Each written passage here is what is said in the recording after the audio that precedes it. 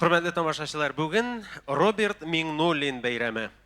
Татарстанның халык шагыйре. Татарстан Республикасының Габдулла Тукай исемендәге дәүләт премиясе лауреаты. Муса Җәлил исемендәге республика премиясе лауреаты. Абдулла Алиш һәм Фатих Кәрим премияләре лауреаты. Ганс Христиан Андерсон исемендәге халыкара әдәби бүләк иясе. Башкортстанның атказанган мәдәният хезмәткәре. Татарстанның атказанган сәнгать эшлеклесе. Татарстан Республикасы Дәүләт Советы депутаты. Татарстан Республикасы Дәүләт Советының комиссия рәисе. Татарстан Республикасы Дәүләт Советы президиумы әгъзасы. Менә шуларның барысын бергә кушкач, безнең хөрмәтле шагыйребез Роберт Мөгаллим улы Миңнуллин килеп чыга инде. Аңа бүген 60 яшь тула. Хәзер юбилярны котлау өчен сәхнәгә Татарстан Республикасы Дәүләт Совет рәисе Фәрит Хайрулла улы Мөхәммәтшинны чакырабыз. Рәхим итегез, Фәрит Хайруллович.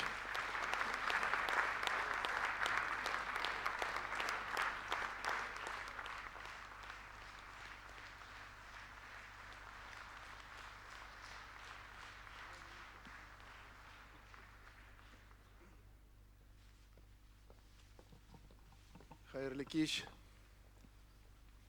хөрмәтле юбилярыбыз Роберт Мөгаллимович.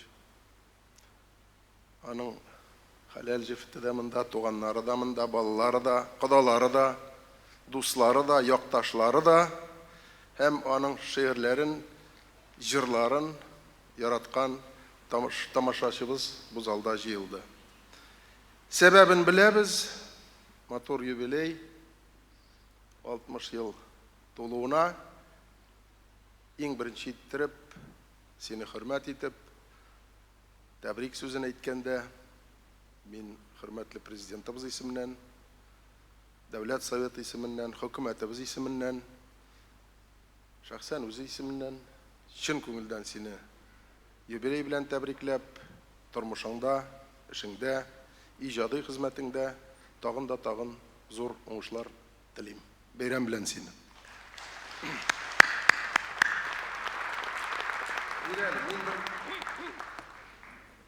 Букет чәчәк алып килгән идем.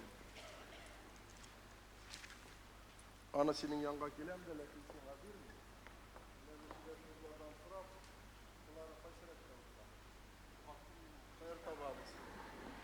Кызлар, менә бу чәчәкне Роберт Мөгаллимовичның җәмәгате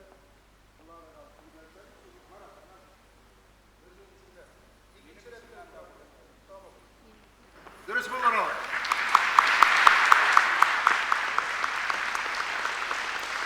Алар икесе бик пар килгәннәр.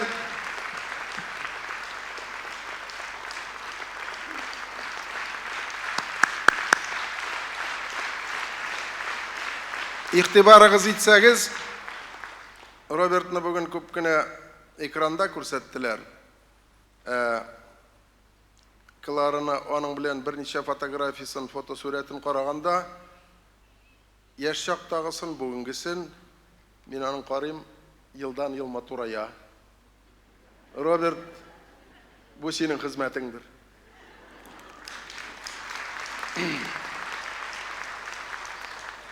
Хөрмәтле Роберт Мөгаллимович, сезне туган халкың, аның мәдәниятен, әдәбиятен, теләк хисләрен кайгыртып яшәгән хезмәттәшебезне бүген чын күңелдән күп кенә коллегаларың, республика җитәкчеләре, хөкүмәт җитәкчеләре килгән Башкортстаннан, Маридан, башка өлкәләрдән кунаклар тәбрикләрләр, тәбрик сүзен әйтерләр. Мин үземнең берничә сүз әйтеп китәсем килә. Беренчедән әйтәсем килә, без бик тә бәхетле, нигә дигәндә, республика безнең парламентында менә шушындый халык талантлары, язучылар парламентны инде берничә ел туплап алдылар. Мин аны яхшы яктан әйтәсем килә, нигә дигәндә, шигърият белән сәясәт бергә үрелеп килә кебек. Бу халыкны берләштерә, безнең сәясәтчеләр шигърият буларак халык белән аралашып хезмәт итәләр, ләкин бу сәясәтчене дә, шигъриятне дә байыта торган мисал.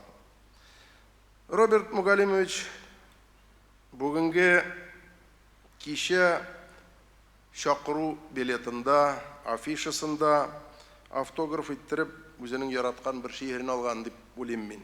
Яшәргә икән, яшәргә дип куйган. Уйласаң, чыннан да бу кеше үзенең тормышын шушы юл белән инде 60 ел алып бара. Яшәргә икән, яшәргә дип дәвам итәм аның шигырен. Үзеңне жәлләмичә, безгә бирелгән гомерләр түгел бит әллә ничә дип яза Роберт Мугалимович. Гомере буе шулай. Аның шигырьләре, язган әсәрләре, бөтен иҗаты яшьләргә дә билгеле, өлкән буынга да бик яраттыра һәм тирән мәгънәле, истә кала торган, уйлата торган иҗади җимешләре. Күп балалы гаиләдә яшьтән үк әтисез калган Робертка олы бала буларак кичкенәдән тормыш авырлыкларын үз җилкәсенә алырга туры килде, башкалардан тырышрак булырга туры килде. Әнисе Гөлҗәүһәр ападан күчкән ихтияр һәм яшәү көче зур иҗатка нигез сала. Инде ул бүген олы яшьтә буларак, сәламәтлеге дә мөмкинлек бирмәгәндер, килә алмаган. Ләкин без, Роберт, дустым, синең 50 яшьтәге әниең белән очрашулары, аның белән сөйләшкән сүзләр, күрешкән, әйткән очрашуларда хәзер дә истә. Мин инде үземә бер җавап та таптым. 2 атна үтмәсә, 2 айга бер булса да, Роберт командировочный удостоверениесен күтәреп керә, Фәрит Харуш кайтып китәсе бар Башкортстанга ди. Мин әйтәм, нәрсә булды, Роберт? Чакыралар бит ди. Хөрмәт итәләр ди. Төп нигезе әнисе белән күрешергә китәдер дип уйлыйм. Аннан тамырлары чыга. Үзенең иштә булганнарын уртаклашып, яңа көч, яңа дәрт язырга, эшләргә аннан алып кайтадыр. Әниеңә сәлам бездән, сәламәт булсын, гомерләре озын булсын.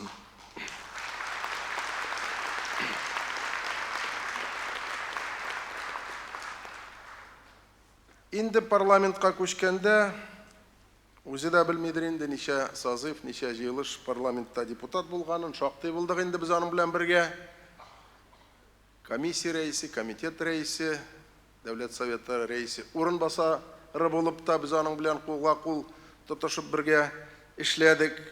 Менә кеше шунда сынала. Авыр заманаларда эшләргә туры килде. Сынаулар көн сайын бирелә торган вакытта эшләдек.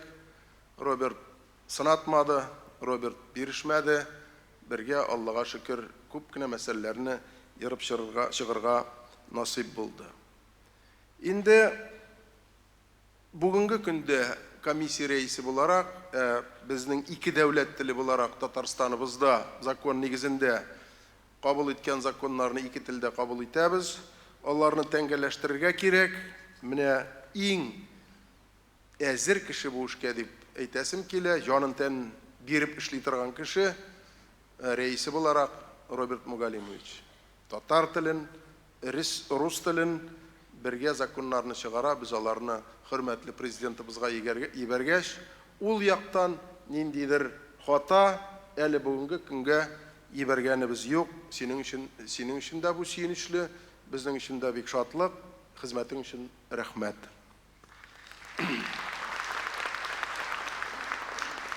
Скажу 2 слова по-русски, потому что здесь много друзей, коллег, которые приехали из разных регионов России, соседи. Я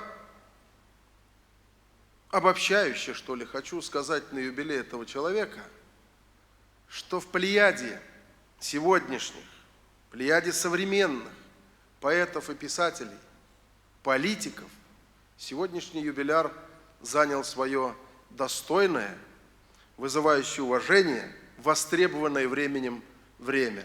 Это не только моя оценка, это оценка многих моих коллег. И если зал поддержит, я буду считать, что вы согласны с этим. Спасибо тебе, Роберт Мугалимович. Халық шаһире, Тукай премиясы лауреаты, балалар шигырьләре өчен Андерсон исемендәге халыкара диплом иясе. Шуннан да горурландыра. Үзенең бүгенге менә кичәсендә ул үзенчә корган бит.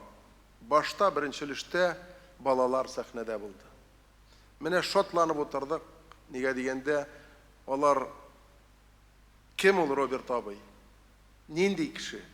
Беләләр, кызыксыналар, укыйлар һәм синең шигырьләреңне бик яраталар. Мин инде бер бурычымны кайтарасым килә. Бу юбилейда. Мин командировкаларга киткәндә, Казанда булмаганда күп кенә чакта кемне ибәрәсең? Җыелышка, тәбрик сүзен әйтергә, юбилейны тәбрикләргә, башка җирләргә. Урынбасарны Роберт Минуллин. Ул бер сүздә әйтмичә барадыр иде, аннары миңа кич белән инде я икенче көнне әйтәм ничек узды. Бик матур узды ди. Роберт ничек мин әйтәм. Оның беренче сүзе булай булды ди. Мин бик бәхетле кеше бүген. Ярый әле Фәрит Хәйрулловны Мәскәүгә чакырдылар. Ул монда булса үзе килер, әмма мин бәхетле, миңа насыйп булды сезне бүген тәбрикләргә дип башлый ди һәрбер кичәне. Мин инде мин әйтәсем килә, бурычым шул иде. Мин әйтәм, Робертның юбилее җитә. Кемдер килергә мөмкин, командировкага китергә мөмкин иде. Менә насыйп булды, Роберт. Бергә күп еллар матур иттереп, бердәм эшләгәч, сиңа үзеңә дә шушлай иттереп матур сүз әйтергә. Хезмәтең өчен, дуслык өчен, ышанычлыгың өчен һәм иҗади уңышларың өчен. Рәхмәт сиңа. Бүләкләр бик күп, бүләкләрне биргәнче минем әйтәсем килә. Әле бүген менә Фәрида Пакудашева да монда. Башкалар да монда. Сиңа әйтә сүзләр бик күп. Мин беләсеңме нәрсә? Кемдер шикләнеп әйтәдер, кемдер ничектер көннәшеп әйтәдер. Минем әйтәсем килә, менә республикабыз Башкортта туып, Башкортстанда туып, татарларыбыз килеп Татарстанда үзенең тормышын көйләп, үзенең абруен табып, менә шушындый бүйек шәхесләр булып, шундый дәрәҗәгә җиткән кешеләр бик күп. Ике тугандаш республиканы бер иттереп, матур гына тату, тугандаш халкыбыз Татарстан, Башкортстанны алып бару сезнең вазифада. Сез моңарга көчегезне жәлләмичә эшлисездер. Киләчәктә дә шушлай булсын иде.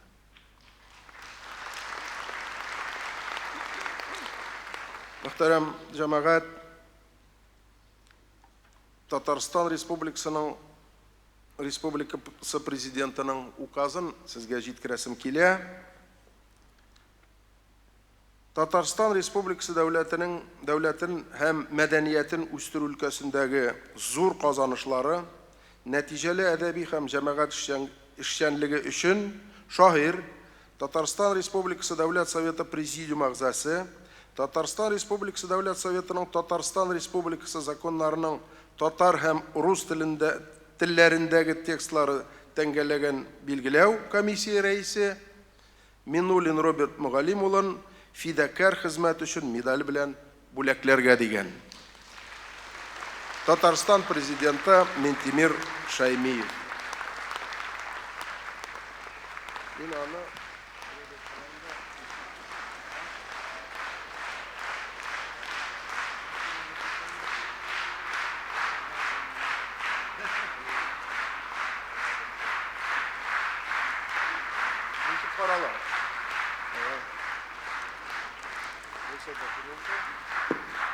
Гел гомер буе депутатта булып булмас. Медальле кеше автобусга акча төләмәс метрода Казанда. Документы да кирәк булыр. Һәм инде Роберт менә үзебезнең коллегалар, депутатлар күбесе монда бүген утыралар. Без үзебезнең тәбрикләү хатын сиңа тапшырабыз. Чыннан да бик матур текст язганнар, син үзең дә шулай дип әйтәдер иң. Мин моны үзем генә язмадым, без бергә җыелып язылдык дип.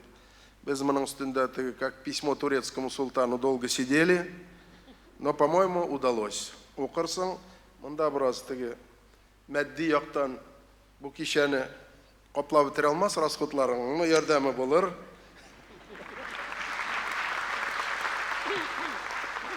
Безнең хөкүмәтебез исеменнән мактау хаты, тәбрикләү сүзен Рустам Нургалиевич Миниханов язган. Ул бүгенге көндә ялда, командировкада, ул да үзенең иң изге теләкләрен, матур сүзләрен сиңа тапшыра, һәм алардан да бер бүләк бар. Ая, ул менә.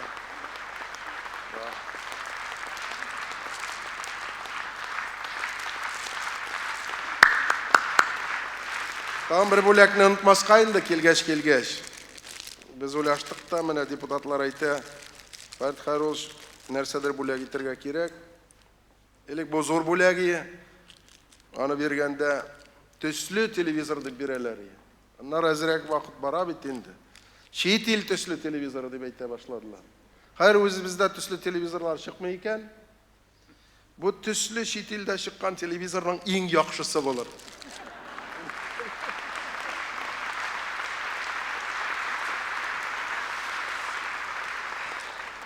Кадерле дуслар,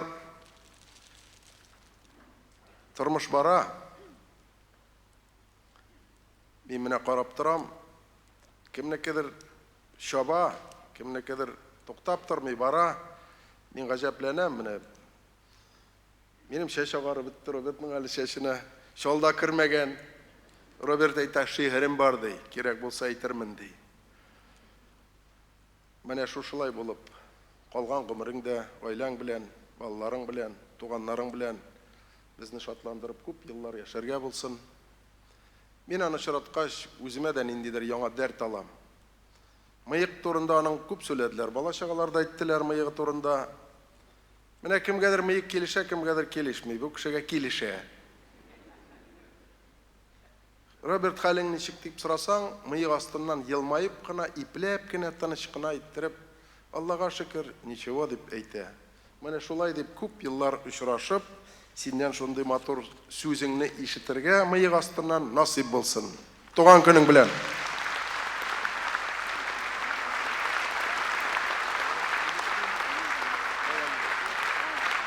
Безнең шагыйребезне шулай зурлаган өчен Фәрит Хәйрулловичка зур рәхмәт. Кичәбезне җыр белән дәвам итәбез. Ля Примавера оркестрына кушылып, Татарстанның ат казанган артисты Резидә Галимова җырлый. Оркестрның сәнгать җитәкчесе, Татарстанның халык артисты, Габдулла Тукай исемендәге дәүләт премиясе лауреаты Рөстәм Абязов. Роза Мөхәддинова кие Роберт Миңнуллин шигыре. Ә күңелем инде язга керә. Җыр бүген беренче тапкыр башкарыла. Резидә Галимова.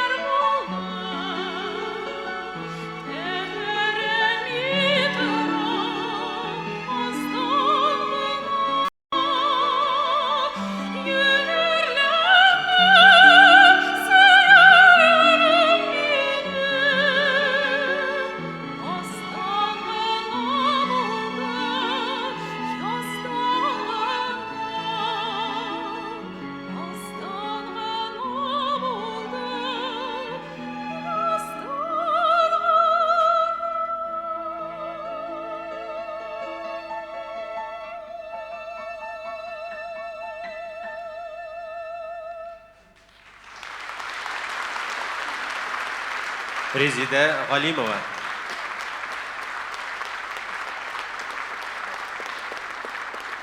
Роберт Миңнуллин 1977 елдан СССР Язучылар союзы, аннары Татарстан Язучылар берлеге әгъзасы. 1979 елдан идарә әгъзасы, 15 ел дәвамында балалар әдәбияты бүлегенең җитәкчесе булды. Кыскасы, ул гомере буе язучылар тормышының уртасында кайнады. Юбилярны кутлау өчен сүзне Татарстан Язучылар берлеге рәисе шагыйрь Мөхәммәд Мирзага бирәбез. Рәхим итегез.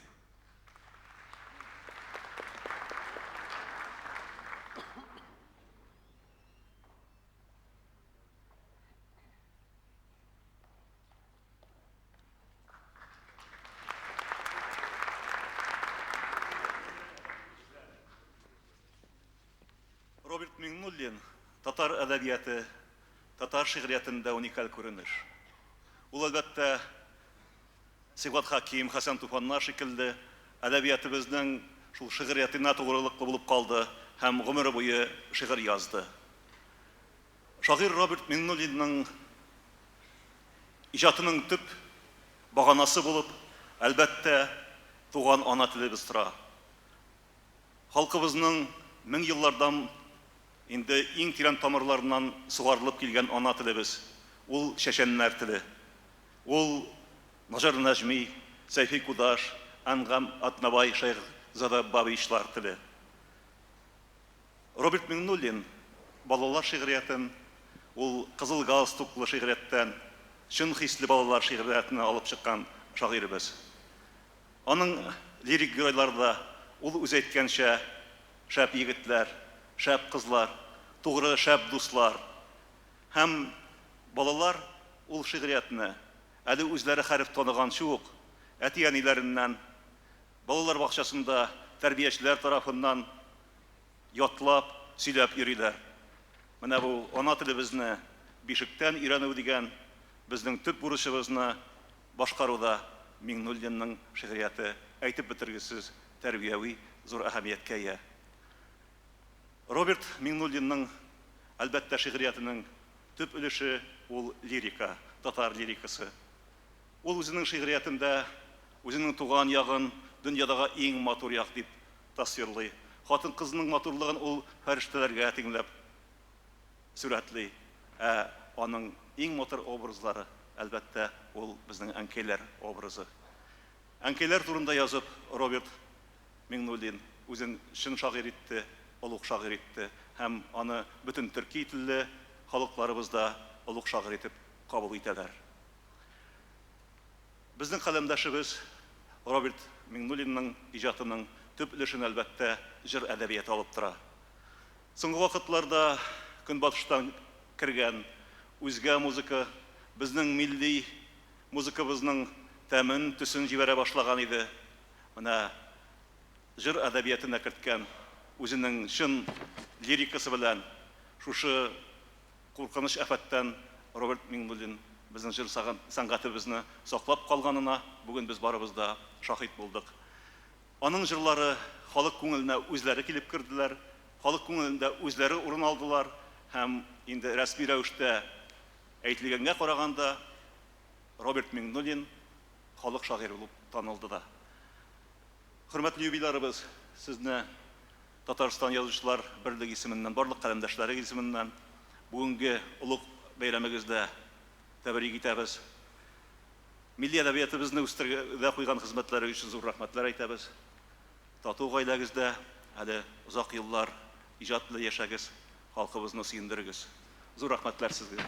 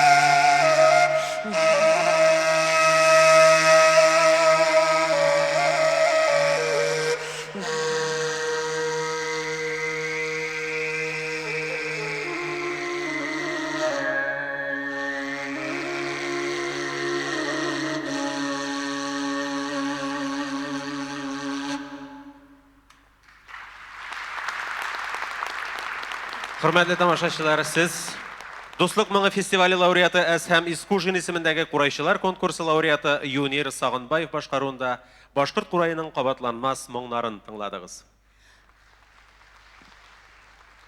Роберт Миңнуллин Башкортстанда туган. Менә шушы курай моңнарын тыңлап үскән егет. Татарстан бер канатын булса, икенчесе Башкортстан дип әйтергә ярата ул үзе дә. Аны ике республикада да беләләр, хөрмәт итәләр, яраталар.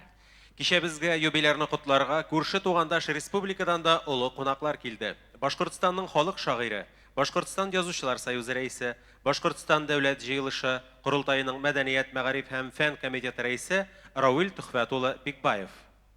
Кызыл таң газетасының баш мөхәррире, филология фәннәре кандидаты Фаил әфәнде Фәтхетдинов. Рәхим итегез, кадерле кунаклар.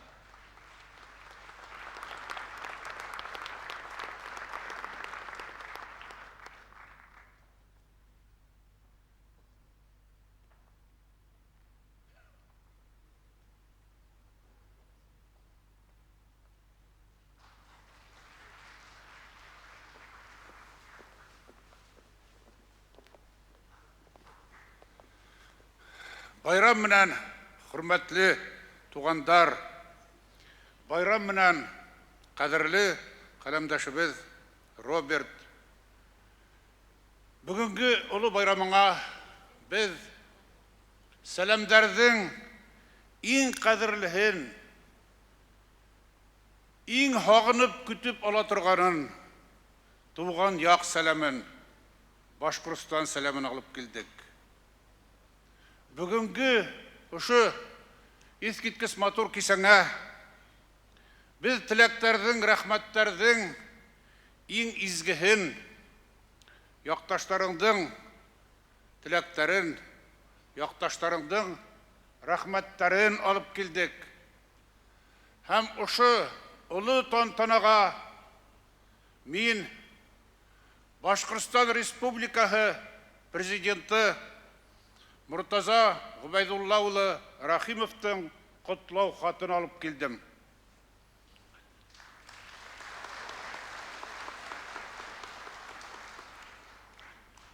Дорогой Роберт Мугалимович, сердечно поздравляю вас, талантливого поэта и видного общественного деятеля, с замечательной датой в вашей жизни, 60-летием со дня рождения. Вы вступили в большую литературу в 70-е годы как поэт-лирик. Уже с первых поэтических сборников четко определились основные черты вашего творчества. Вы воспеваете родной край, трудолюбивый народ, молодость и любовь. В дальнейшем эти важные темы углубились и расширились. Ваши стихи и поэмы высоко оценили такие мастера татарской литературы, как Хасан Туфан и Сибгат Хаким. Они с радостью благословили вас на дальнейшее плодотворное творчество, и вы полностью оправдали их доверие.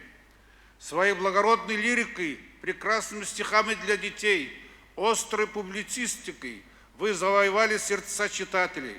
Многие песни на ваши стихи не сходят с эстрады и пользуются большой популярностью и в Татарстане, и в Башкортостане. Нам дорого, что вы по-прежнему крепко любите Башкортостан, свой родной Илишевский район. Эти прекрасные чувства нашли глубокое отражение в вашем творчестве. Одна из ваших книг называется «Дорога Уфа-Казань», и это очень символично. Вы постоянно бываете на родине, исполняете и публикуете здесь свои произведения, участвуете во многих значимых мероприятиях. Неудивительно, что читатели Башкортостана признают вас своим поэтом. Ваши замечательные стихи, посвященные Мустай Кариму, Назару Наджми, Рами Гарипову, Ангам Атнабаеву и другим выдающимся поэтам, являются зримым отражением вашего глубокого внимания к культуре родного края. Мы уважаем вас как земляка, поэта, вносящего большой вклад в дружбу между двумя республиками, двумя братскими народами. Присуждение вам почетного звания «Заслуженный работник культуры Республики Башкортостан» яркое тому подтверждение.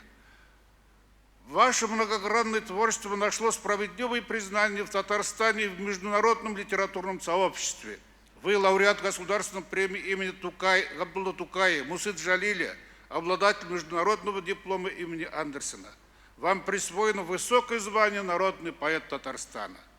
Мы знаем вас и как активного общественника, депутата Госсовета Татарстана, в течение уже многих лет активно участвующего в решении вопросов дальнейшего развития науки, образования и культуры.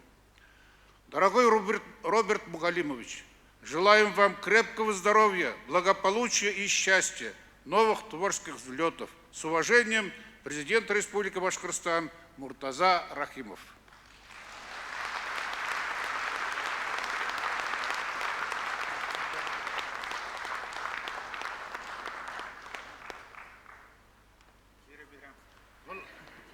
Баянан бирле бұл құмталаны мекен деп баш ватушылар да бардыр бәлки.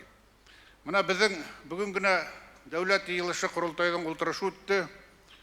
Біз Роберт Мұғалимұлын халқы үшін янып яшаган, Татарстандың язмышы, милләтінің язмышы хәлитлеген сағаттарда, күндерді күрештің ең алғы сафында болған шәхістердің бірі етіп біләбіз. Һәм біздің депутаттар барыла ұшы кесәңді құтлап, ихлас сәлемдер тапшырдылар. Біздің құрылтай рәйісі Константин Борисович Толкачев мына ұшы құмталағы сағатты тапшырға күшті.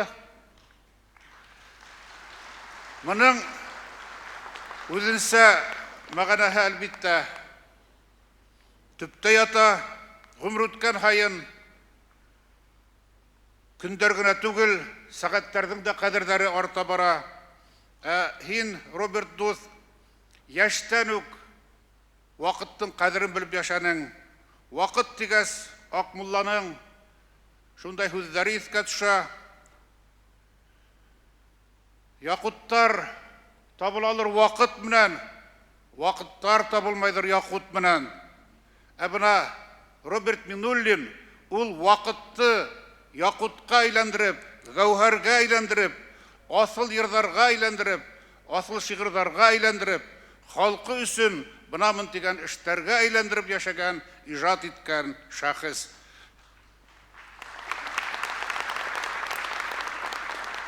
Әгәр дә шулай булмаһа, бына ошо юбилейна ул 7 том хайланма әсәрҙәр менән килә алыр инеме. Был Татарстан тормышында гына түгел, Башкортстан тормышында ла олы вакыйга тудырды. Был хакта безнең шагыйрьләребез хатта шигырьләр язып сыктылар, мәкаләләр яздылар. Менә шундай безнең шатлыктарыбызны без уртаклашып яшәйбез. Хәзер мин китап турында һүз сыккас, менә куенымдан, йөрәгем янынан бәләкәй генә бер китап алып сыгара күрсәтәсәк мен һеҙгә. Бuna был китап Башкортстан китап нәшриятында яңырак кына сыкты. Был безнең якташыбызга, республикабызның бүләге. Был китап бик хикмәтле китап, кадерле тугандар. Был китап тотышлайы белән мөхәббәт хакындагы шигырьләрдән тора. Һәм ул Роберт Минуллин менә нинди матур булып елмаеп тора, һәм язып куелган «Мин һине яратам» дип. Менә киләсәктә лә ушундай туйгы менән, ушундай каратлану менән, ушундай хис менән һиңгә яшәргә язһын. Мин ушу китаптың дөньяга сыгуында ниндәйдер катнашлыгым булды, баш сүз яздым, һәм ушунда мин баш сүземдә Роберт дусымдың 4 юллыгын килтерәмен. Әрнеттең дәриса кабат, юаттың үзең азак, газаптан торган шатлык һин, шатлыктан торган газап дип эндәшә ул мөхәббәткә. Ул мөхәббәт кенә түгел, бөтен тормыш, бөтен язмыш, газаптан торган шатлык, шатлыктан торган газап, киләсәктә лә шулай бергә шатланып, бергә газапланып, бергә шундай байрамдар үткәреп яшәргә язсын.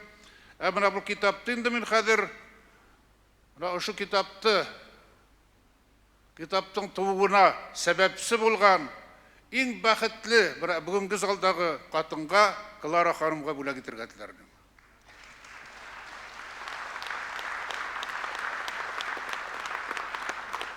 Хөрмәтле дуслар, хөрмәтле Роберт абый. Сезгә кызыл таңчылардан, үзегезнең якташларыгыздан кайнар сәлам. Роберт абый ул Татарстаннан Кызыл таң гәзите редакциясы белән хезмәттәшлек итүче иң актив авторларның берсе. Кызыл таң гәзите һәм Роберт Миңнуллин иҗаты булар бер-берсе белән тыгыз бәйләнгән төшенчәләр. Дөресен әйткәндә, Кызыл таңда эшләгән, Кызыл таң белән хезмәттәшлек иткән, елдан-ел иҗади бәйләнешне ныгыткан юньле иҗатчылар татар әдәбиятында да, башкорт әдәбиятында да классик язучылар, классик шагыйрьләр, я булмаса күренекле дәүләт эшлекләре булып китәләр. Әлбәттә, шулар арасында Кызыл таң белән бер вакытта да элемтәсен өзмәгән бүгенге юбиляр Татарстанның халык шагыйре Габдулла Тукай исемендәге премия лауреаты безнең якташыбыз Роберт абый Миңнуллин да бар. Роберт абый безнең укучыларга ул үзенең шигърияте белән генә түгел, гәзит битләрендә күтәрелгән төрле иҗади дискуссияларда катнашып, дәүләт эшлеклесе, сәясмән, журналист буларак та билгеле. Менә әле яңа гына әйтеп киттеләр, шушы юбилей елында Роберт абыйның 7 томлыгы чыкты. Роберт абый үзе әйтүенчә, шушы 7 томлыктан Кызыл таңда чыкканнарын гына аерып алсаң, үзе бер том булырлык. Димәк, киләчәктә Роберт абыйның Кызыл таң гәзите белән бәйләнеше турында фәнни мәкаләләр дә күрергә насыйп булыр әле. Фәнни мәкаләләр дигәннән, мин монда килер алдыннан Роберт абыйның иҗатын анализлаган фәнни мәкаләләргә күз салып чыктым. Алар һәр берсе үзенчә аның иҗатына бәя бирәләр, аның 40 еллык иҗади тормышына байкау ясыйлар. Бер уйлап карасаң, әдәбиятта, бигрәк тә борынгы әдәбиятта 40 ел иҗади хезмәт белән гомер кичерү үзе зур фәлсәфи мәгънәгә ия. Димәк, Роберт абый һәр берсе унар баскычтан торган 4 мәкамны үткән. Димәк, ул тормышта үз урынын тапкан, билем белән коралланган, халык арасында танылу алган дигән сүз. Шулай булгач, Роберт абый сезгә шушы зур бай тәҗрибәгезгә таянып, халкыбыз хузурына тагын да ныграк ирешү өчен яңадан яңа иҗат уңышлары гына телисе кала. Сәламәтлек сезгә.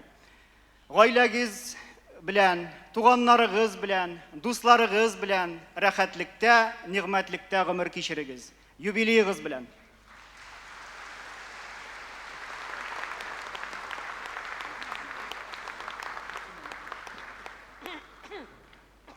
Бик зур рәхмәт, кадерле туганнар. Мөхтәрәм тамашачылар, Башкортстаннан килгән шәрәфле делегация составында яраткан җырчыбыз, Россия Федерациясенең ат казанган Башкортстан белән Татарстанның халык артисты, Габдулла Тукай исемендәге дәүләт премиясе лауреаты Фәрида апабыз Кудашева да бар. Фәрида ханым, рәхим итегез.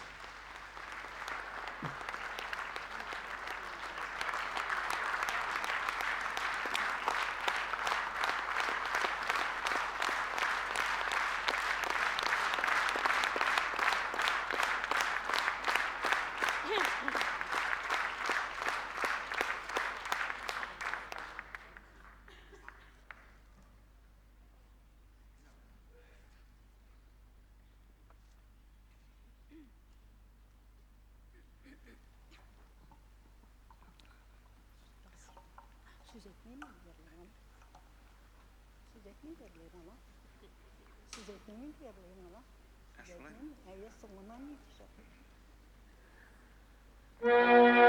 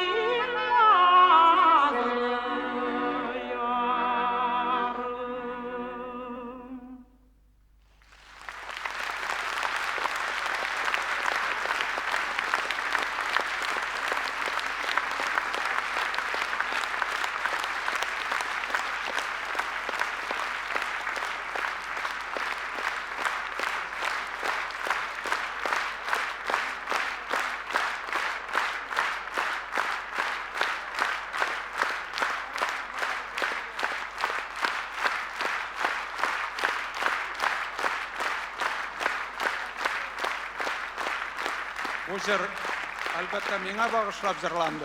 Lakin jır Ildar Qiyamov turundaydı. Илдарга багышлап җырлады дип аңладык. Бик матур булды, рәхмәт Фәрид апа. Хәзер хөрмәтле тамашачылар, Рәсәйнең ат казанган, Татарстанның һәм Башкортстанның халык артисты, Салават Юлаев исемендәге дәүләт премиясе лауреаты Идрис Газиевны чакырабыз. Син үлгәнче мине сагынырсың. Резида Ахьярова кие Роберт Миңнуллин шигыре.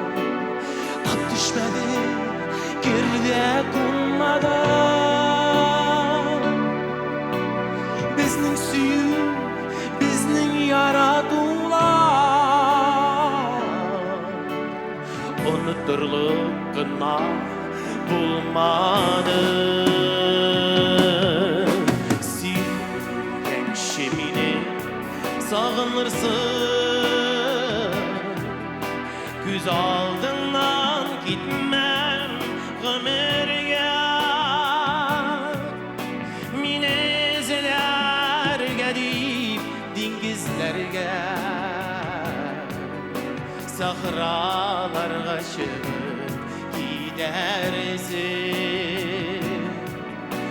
Minezelerge deyip dingizlerge, Sahralarga çıkıp gidersin.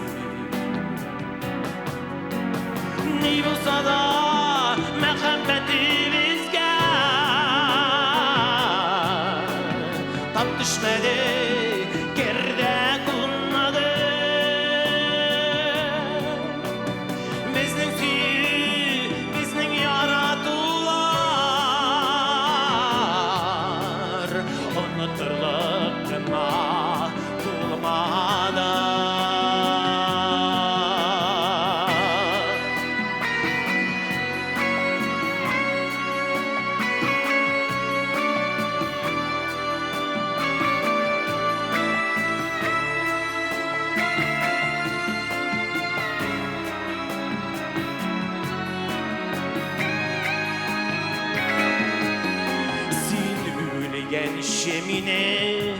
Sağınırsın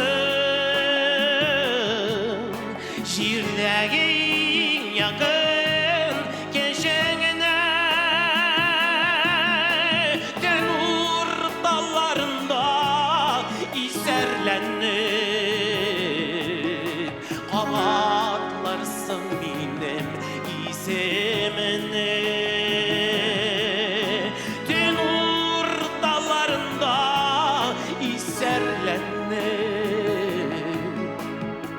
Kavatlarsın benim isimini. Ne bulsa da muhabbetimizge tap düşmedi, geride bulmadı.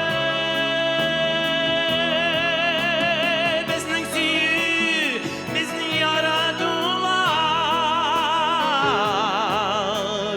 unuturlukna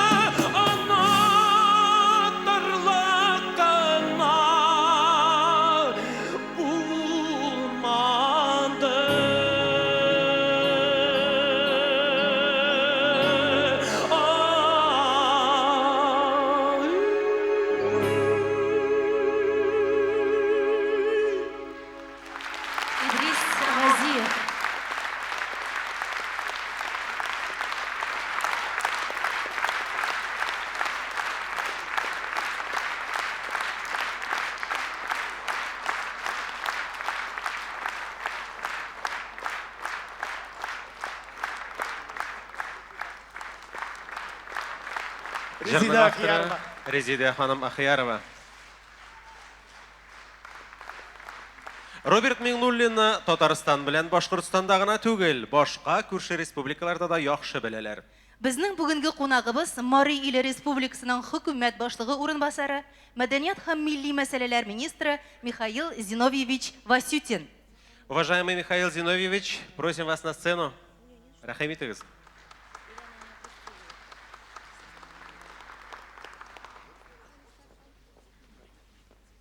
Исәмесез, иптәшләр, кадерле юбиляр, Воракас, Пагалама, Шерге, Юлташлар.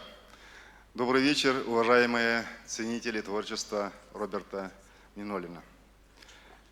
Так было Всевышнему угодно, чтобы в одном человеке вырос и состоялся политик и поэт с большой буквы. Поэтому и мое поздравление будет многочастным. Вы имеете удовольствие слышать замечательные стихи Роберта Минуллина на родном татарском языке. Эти стихи звучали, сегодня звучат и будут звучать в будущем. И есть такое выражение, вот на средствах массовой информации говорили о том, что каждый татарин знает Роберта Минуллина с детства. Это замечательный детский поэт. Но я вас уверяю, что никто из здесь присутствующих в зале, да и никто, наверное, пожалуй, на свете, я потом объясню почему, никто не слышал, как эти стихи звучат на марийском языке. Кузе мурок йонга огешкыр шумнам, шишпек шум күнем лонган, юлата кырганам. Правда, и на марийском языке нежно и проницательно. Я передаю большой привет от писательского сообщества Республики Мариэл и вручаю издание, которое выпущено к вашему юбилею специально. Оно состоит из стихов Роберта Минуллина, переведенных на марийский язык. И я надеюсь, что скоро мы на марийском языке запоем ваши стихи.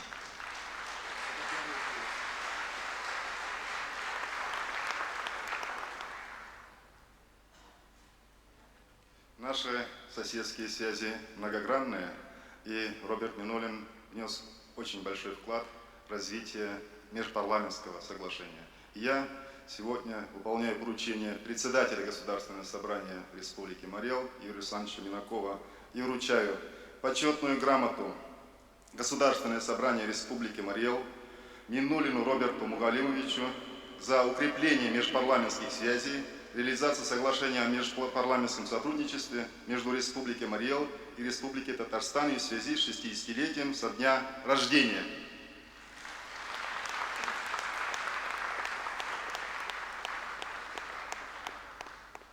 И марийская вышивка, известно, это наше достояние, и вручаю подарок от имени Государственного собрания. Это уникальное произведение, вышитое умелыми руками марийских вышивальщиц.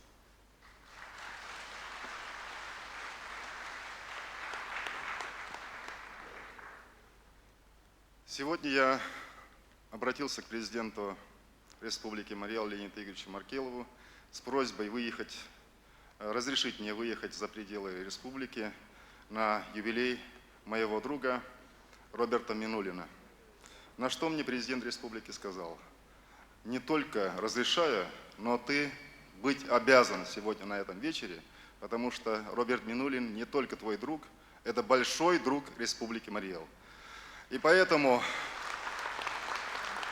я вручаю приветственные слова президента Республики Мариэл, адресованные вам, уважаемый Роберт Мугалимович, и имею честь вручить серебряную медаль за заслуги перед Республикой Мариэл за укрепление наших дружеских связей.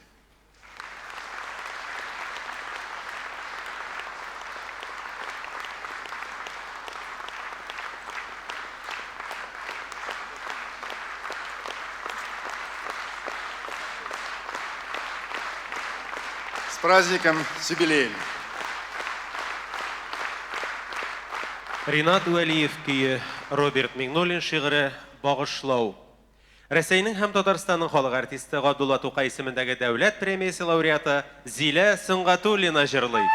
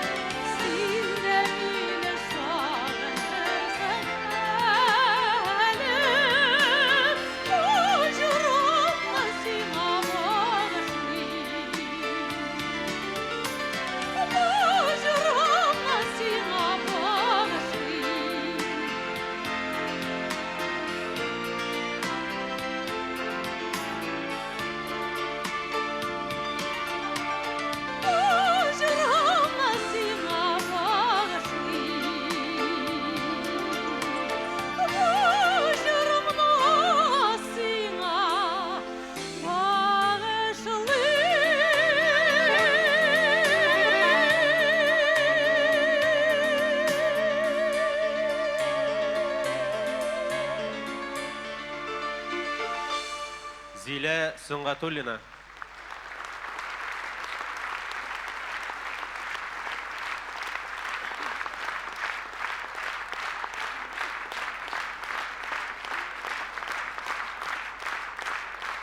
Сәхнәдә Татарстанның һәм Рәсәйнең халык артисты, Габдулла Тукай исемендәге дәүләт премиясе лауреаты, бөек сүз остабыз Айрат ага Арысланов.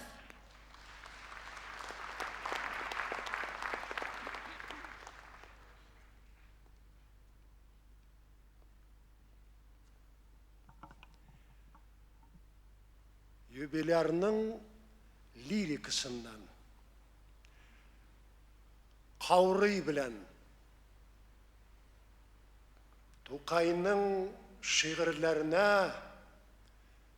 мәңгелек язган икән. Ул үзенең шигырьләрен ни белән язган икән? Былбыл каурые беләндер. Былбыл каурые белән. Туфан шигырьләрендәге яктылык яздан микән? Ул үзенең шигырьләрен ни белән язган икән? Аккыш каурые беләндер. Аккыш каурые белән. Җәлилнең күпме шигыре язылмый калган икән. Ул үзенең шигырьләрен ни белән язган икән? Бөркүт каурые беләндер. Бөркүт каурые белән.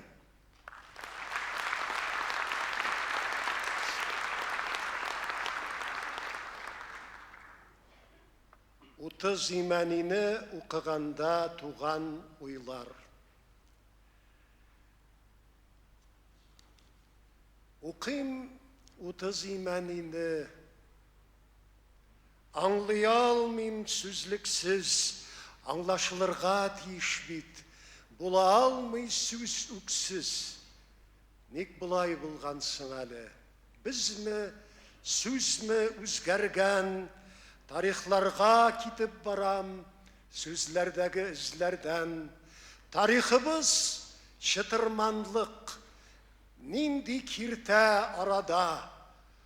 Аңлашылмаучылыклардан тарих зинһар арала. Күпме сүз ят безгә хәзер. Китәм кайчак имәнеп, тарихның төпкелләрендә калган сүзләр имгәнеп. Яңгырый сүз булса гына ул халыкның телендә, ятка әйләнә сүзләр дә, ятса тарих төбендә. Үзебезнең бабайларның аңламай инде телен, шушыда булдымы безнең югары дигән белем.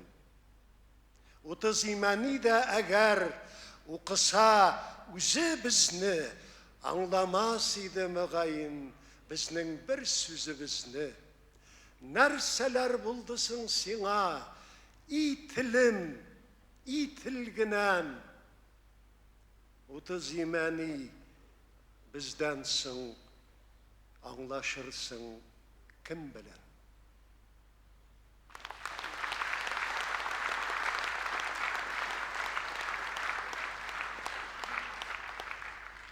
Сандугач белән сөйләшү. Нинди кош син, күргәнем юк сайрамаган чагыңны. Кирәк түгел әфсенләмә, сихерләмә җанымны. Өйрәт мине тылсымыңа, серләреңә төшендер, мин фәкыйрең сайрауыңа, иң гашыйк бер кешеңдер. Булса иде миндә синең моңыңның нуры гына, әллә сине куйым микән йөрәгем урнына?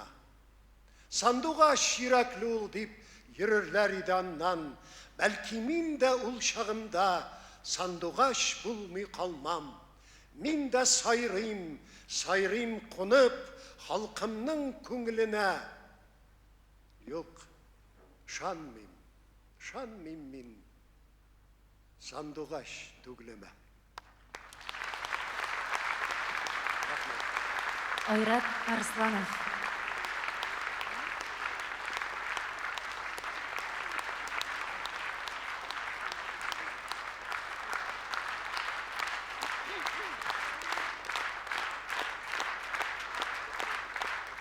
Hürmetli тамашачылар, Роберт Миңнуллинны Казан утлары журналының баш мөхәррире, Татарстанның халык шагыйре Рауил абый Фәйзуллин тәбрикли. Рауил абый, рәхим итегез сәхнәгә.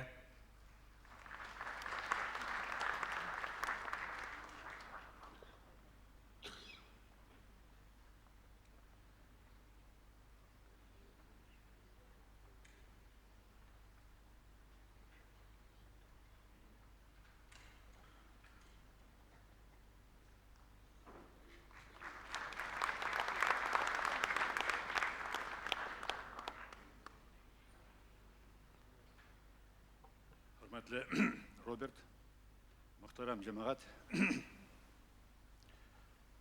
kim nechiktir, men o'zim bugun zo'r bayramda o'tiram. Şiir bayrami, jir bayrami, kuy bayrami, san'at bayrami. Şuşu motor zalda, şuşu bayramni bo'lak etgan uchun senga zo'r rahmat Robert. Seni eshittirdim bu bayramni. Zo'r rahmat senga. Hozir endi so'zlar ko'p bo'lar edi, lekin vaqt bara bir-ikki so'zgina aytmoqchi bo'lam Robert turunda. Mana zalda o'tirdim da, ul ustabek motor ettirib taxtda kelib o'tira. Sheba jigit ali, kuchli jigit, motor jigit. Xanzada kelib o'tira, xalq yarata, ulan tuyib o'tira erib. Men shunda o'ylab qo'ydim, mana bu jigit avuldan chiqqan. El Tataristandan biroz chetdarak bar ilish yaqin bo'lsa da, Boshqirdistonda bik ota qo'li tiyib o'smagan, ko'proq anisi bulunda o'sgan. Noldan boshlagan. Шактый нужда көргәндер. Һәм шул кеше хәзер безнең татарның йөрәгендә, Казанда, һәм аның иң үзәк асыл йортында тәхеттә утыра. Бу юлны бит үтәргә кирәк. Аны бит аңа киләннәр җыеп әзерләп куймаганнар бу юлны. Бу үзе бер феномен күренеш дип уйлыйм мин. Кемдер аны бүтәнчә аңлар, ләкин мин үземчә sıralar verip oturdum üzüme, hikmet nerse de, nişik şuşu bulala. Birincisi talant, elbette. Eğer de o talantı olmasa, bana nendi motor şiirde tırnadık bugün, ulalarını yazalmasıydı. İkincisi, elbette, tırışlık, ücretlik, maksatçanlık. Ул bulgan talantın yazır idi, lakin күрсәтә алмас иде. Менә тау-тау шигырьләр язган, том-том шигырьләр, аларны бит чыгарырга кирәк, аларны халыкка җиткергә кирәк. Моңа әлбәттә тырышлык, үҗәтлек кирәк. Һәм ишесе тагын уйлап торам, ул аерым бер хулыкка ия кеше. Бар, ордым бердем кешеләр, бу үзенә күрә зирәк, сабыр, һәм уйлап эш итә торган кеше булып чыккан икән. Юкса ул парламентта инде ялышмасам бер 15ләп күбрәктәдер бәлки ел шулай депутат булып, халык вәкиле булып тора алмас иде. Тагын монсы да бар. Мин Робертны бөтен кеше үнәп бетермәгән кешеләрдән дә ишеткәнем бар. Төрле кеше бар. Ләкин Робертта бер сифат бар, ул киң күңелле. Ул кешеләрне аңа әгәр дә кырын сүз әйтүчләрендә кичерә белә. Бу бик зур җегетлеге. Һәм шушы уларны үпкәләгән булып тора бераз, үпкәләгән шикелле итеп. Ләкин кешедә зыян салу, кешегә зыян салу. анда юк шикеллеге. Һәм ул иҗатта әгәрдә кешеләрне ярату булмаса, халык та аны ярата алмас иде. Һәм тагын ул хәйләкәррәк булып чыкты безнең язучыларның, шагыйрьләрнең кайберләренә караганда. Чөнки ул балалар өчен дә яза. Дөресрәге балалар өчен күп яза. Бу балалар өчен язу инде ул киләчәкне гарантияләү дигән сүз. Бер буын, тулы бер буын инде Роберт шигырьләрен тыңлап укып үсте. Демәк, аның киләчәге бар дигән сүз. Моңа да баш кирәк. Роберт, менә бүген кылар турында әйттеләр. Мин дә кыларны бераз беләм, чөнки без бер катта янәшә бүлмәләрдә диярлек эшлибез. Ул Татарстан журналының чыгаруда инде дистә еллар буенча, бик озак еллар буенча инде безнең милләткә хезмәт итә. Бу синең хәләл җефтең. Мин синең улыңны беләм, Алмаз. Ул Сабантуй журналында күренекле журналист, шигырьләрен, хезмәтләрен яратып укыйбыз. Кызың Таңшулпан үзебезнең милләткә хезмәт итә торган асыл бала булып чыкты. Бу да җигетлек, моның өчен дә рәхмәт сиңа. Һәм дә соңгы сүз итеп, менә бу китапны тотып чыктым мин. Солидны күренешен генә түгел, бу чыннан да саллы китап. Мин моны беренче мәртәбә генә күрсәтүм түгел. Безнең берничә еллык СССРда, элекке СССРда һәм Россия халыклары арасында әдәби журналлардан булып беренче тапкыр 1000 санны чыгардык. Без чыгардык. Бу Казан утлары журналы. Һәм шунысы да әйтеп үтәргә кирәк. Бу журналда 6 ел чамасы Роберт Мөгаллим улы Миңнуллин да эшләде һәм матур эшләде. Бу китапта аның да хезмәте бар. Шуның бер истәлек иттереп, бу китапны бүген сиңа бүләк итмәкче булам. Исәнлек, саулык сиңа.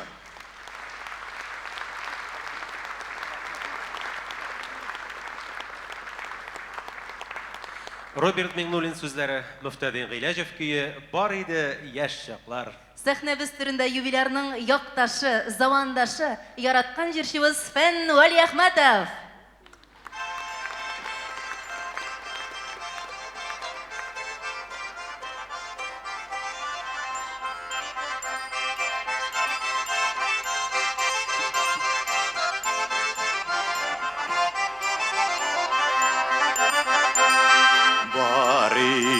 Yaşaklar saklı idik atlar Tünler boyu uşak yanında Atlar haman kışni yürek Ellen işli şul uşaklar dirli canımda Atlar haman kışni yürek Ellen işli şul uşaklar dirli canımda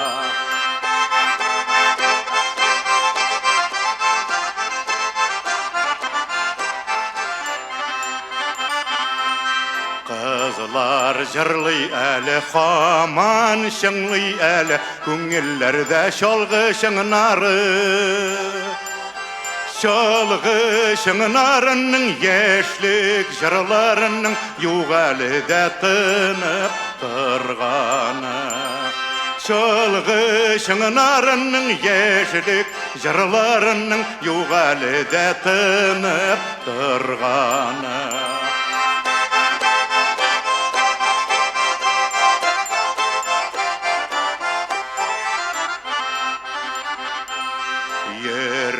Мәңге сызлар, біз яратқан қызлар, Қазір инде башка кулларда.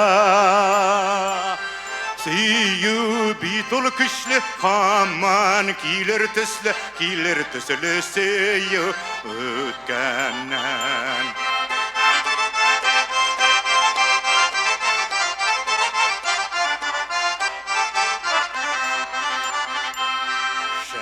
Егетләр идек, ут кебекләр идек, Киң урамнар безгә тар иде. Гармун сыздырырлык, кызлар кызыгырлык, Безнең дә бит яшьлек бар иде. Қызылар қызығырлық, гармун сыздырырлық, біздің де бит яшілік бар иді.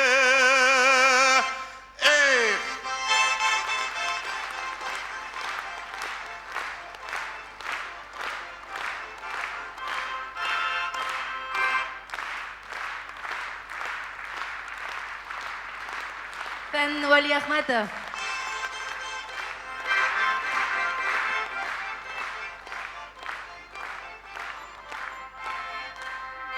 И әнкәйем сыңар қонат. Роберт Миңнуллин сүзләре, Зөһрә Сәхәбиева музыкасы.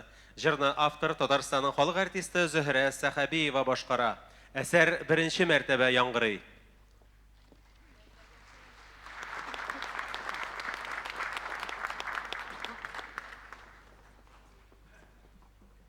Роберт Миңнуллин шигырен Аилә Якина көйе.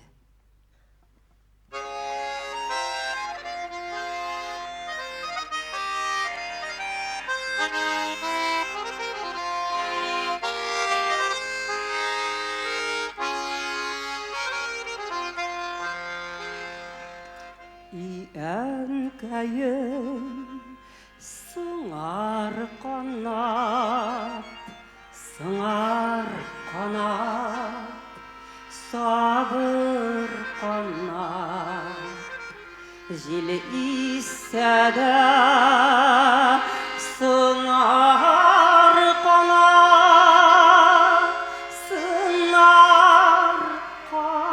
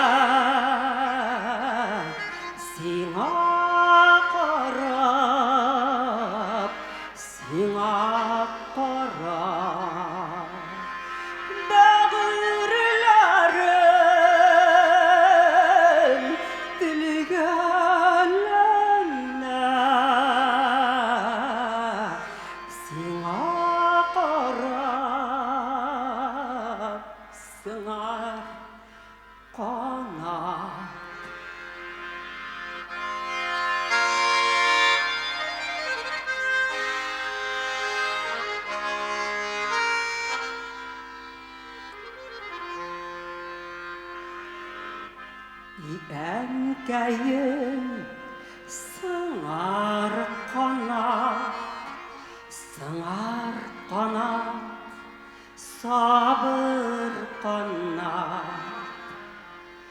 Безнең хакка барысына да шыдар канат, шыдар канат.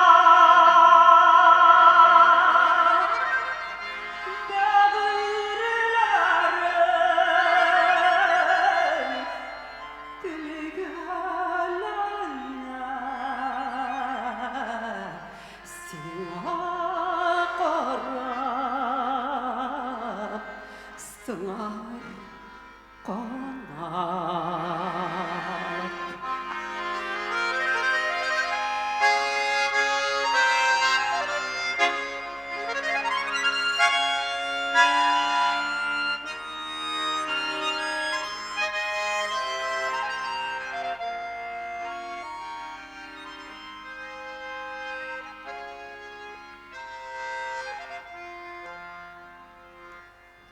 Әнкәйем сыңар канат, сыңар канат, сабыр канат.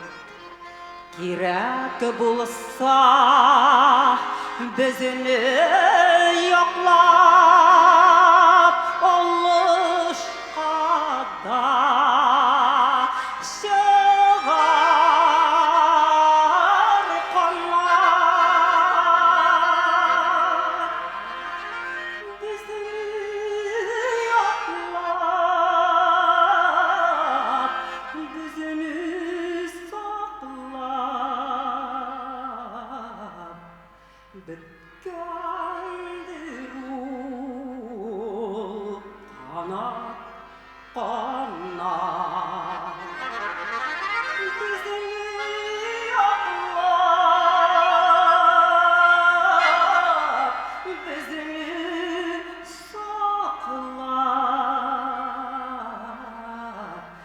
біткендер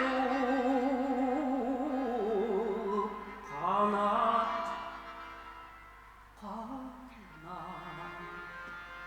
біткендер ул қанат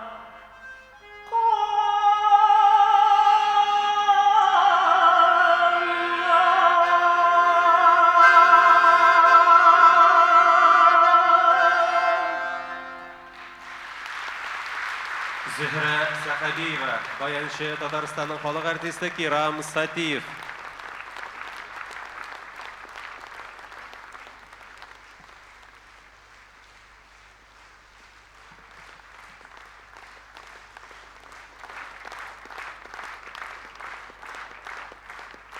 Халыклар дуслыгы орденлы Татарстан дәүләт җыр һәм бию ансамбле башкаруында Бәйрәм биюе.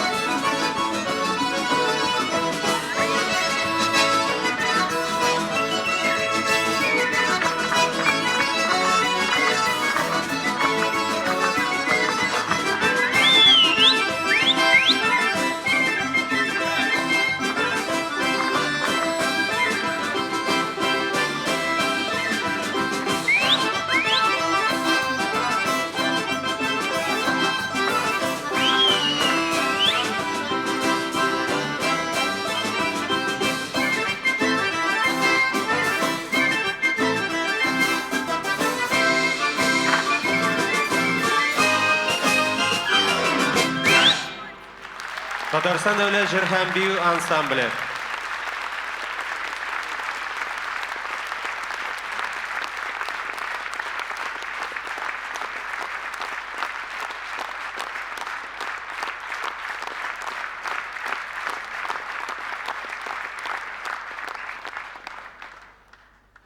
Кая барсаң да Роберт Миңнуллинның дусларына тап буласың. Менә бүген дә алар җыйналышып шагыйрьнең бәйрәменә килгәннәр. Әзербайҗанның күренекле шагыйре Мәмәт Язым, шагыйрь, тәнкыйтьче, Күпер журналының баш мөхәррире Әсәд Җиһангир. Шулай ук Удмуртияның халык язучысы Вячеслав Ар Сергей. Добро пожаловать на сцену, рәхим итегез.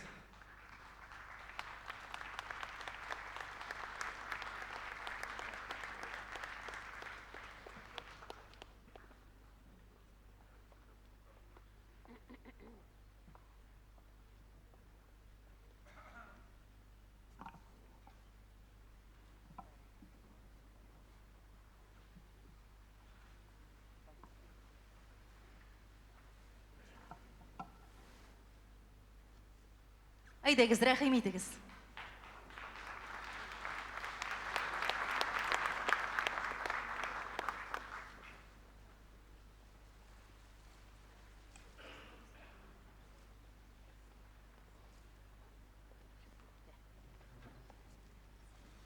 Я очень рад, что приветствую в таком празднике дорогого Роберта Мугалимовича имени Азербайджана.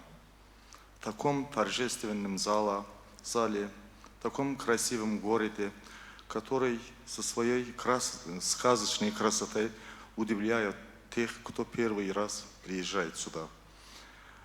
Вот уже несколько часов все, что можно было сказать, Роберта Мугалимовича сказали. Он лирический поэт, его стихи имеют глубокий философский смысл, он гражданский поэт, он детский поэт. Но я думаю, что, как так сказал древнеримский философ и император Марк Аврелий, я со своим кровом, происхождению принадлежу римлянин, а со своим разумом я принадлежу всему миру. И я думаю, что Роберт Мугалимович не только татарский поэт, не только турецкий поэт. Как настоящий поэт, как гуманистический человек, он принадлежит всему миру и так должен быть. Он как будто символ всех турецких народов. Почему? Он родился около река Сюн, он живет там немало лет. Вот в берегу Волги, а Волга соединяется с Каспием. Каспий означает Азербайджан, Туркменистан, Казахстан, всех турецких народов.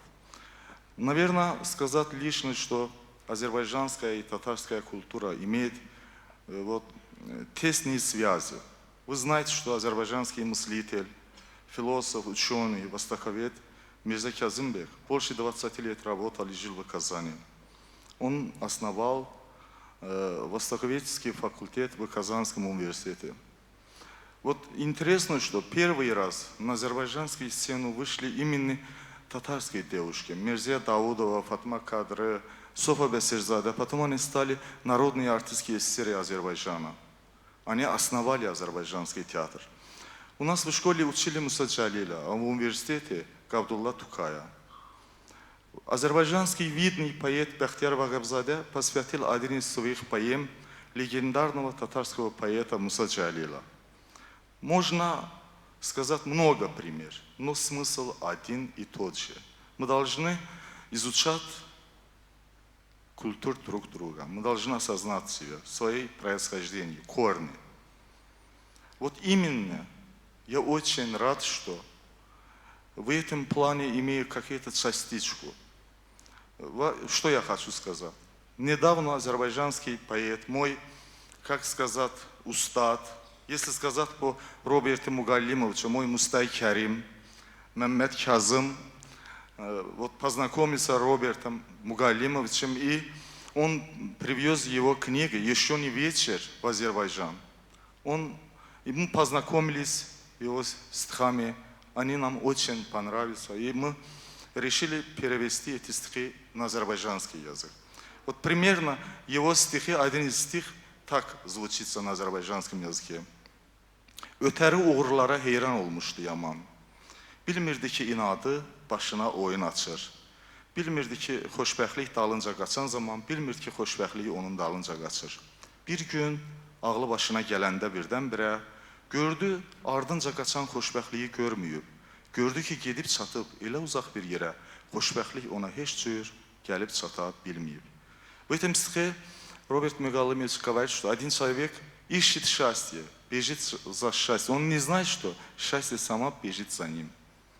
А я думаю, что Роберта Мугалимовича нашла сама счастье. И потому что если народ, не только народ, даже народ любит поэта, значит он счастливый человек, и он, как говорят, удачный поэт. И мы в будущем планируем, что не только 10, 20, 30 стихов. Все его книга, один из его книг перевести в азербайджанский язык. И опять с моим устадом, моим Мустам Каримом, моим Аксакалом Меммет Казым Мэлливым. Наверное, через несколько месяцев эта книга будет уже издана в Азербайджане, и вы будете иметь возможность познакомиться вот с этими книгами. Я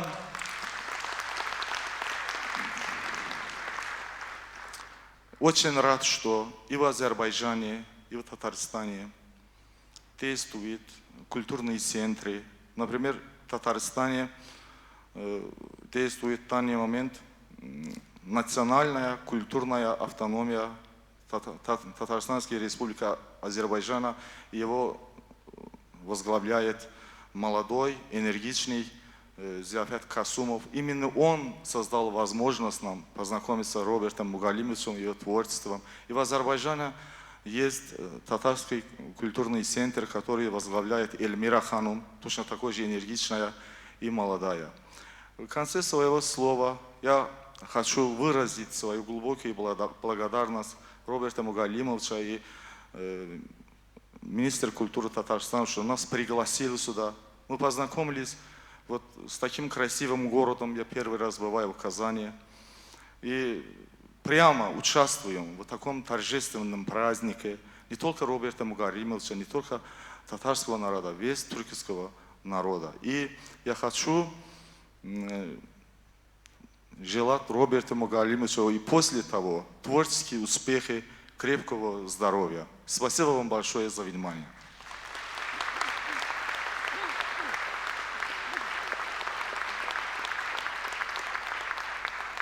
Роберт Мугалимович во всех своих стихах хочет возродить древнюю народную традицию, которая год от года отходит от нас как будто. Это была бы большая трагедия. Поэтому мой устад Меммет Казым хочет подарить ему такие древнюю нертахту, которой там нарисована древняя Баку.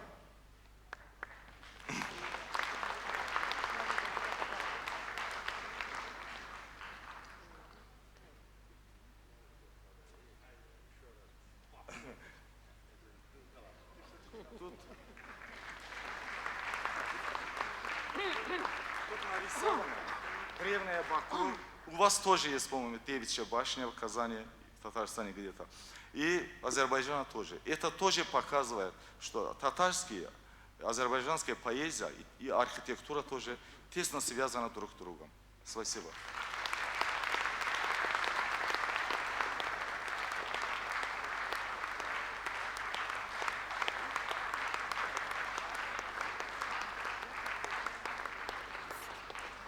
Ташлап киттем кышны.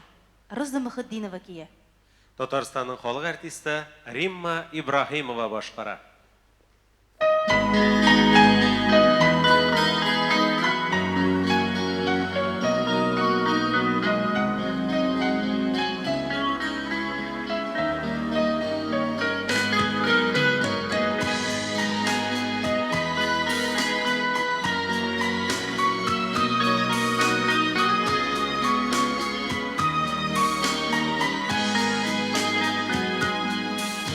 Uygun indi kıştan, arıttıla aklık, gözge kire koyaş, düze almam artık, yaşaysın diksin yazdığına, eydem alı könül, torta yazı yağına, yaşaysın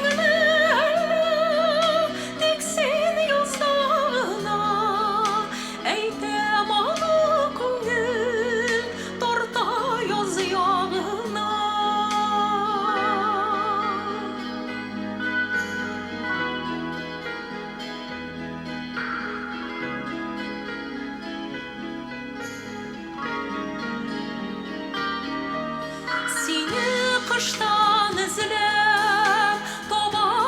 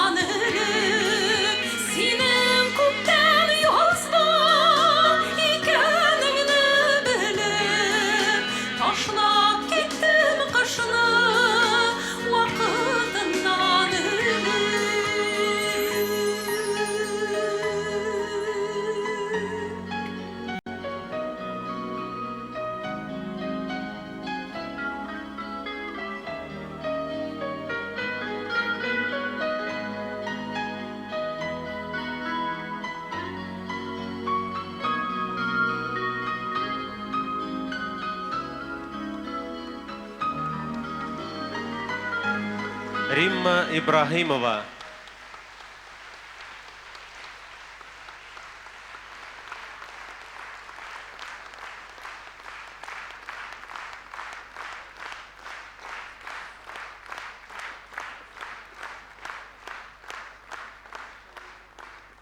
Hürmetli dostlar, vəqdə etkənimizcə şairni Udmurtiyaның xalq yazıcısı Vyacheslav R. Sergey təbrikli.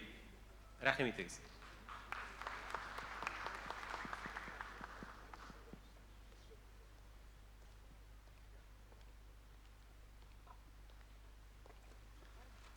Хәерле кич, кадерле иптәшләр. Минем бүген бик күп күчтәнешләр. Но әйтергә кирәк инде, Роберт абый, синең кич бүген кыска түгел. Хәзер инде батырлык түгел инде утырга. Хәзердер ишергә кирәкдер инде. Мин беләм, минем выступлениедан бір минут кына, шулай инде сценарий строгий нерге. Но әйтергә кирәкдер булган бик зур бәйрәм синең юбилейның, Роберт Мугалимович, Татарстаннан гына түгел. Безнең Удмуртиядан тоже бик зур бәйрәм, потому что надо сказать, что в соседней старинных друзей и соседей татар Удмуртской республики у удмуртов имя Роберта Миннулина чрезвычайно популярно. Однажды даже в северном районе я похвастался, что я знаю Роберта Миннулина, и меня тут же усадили за стол с прекрасной курятиной. Так что я пользуюсь вашим именем, вашего друга, и это мне работает на доброе дело. Продолжайте в таком же духе. Постараюсь. У вас тут ни стола, ни ничего, вот, но я попробую так.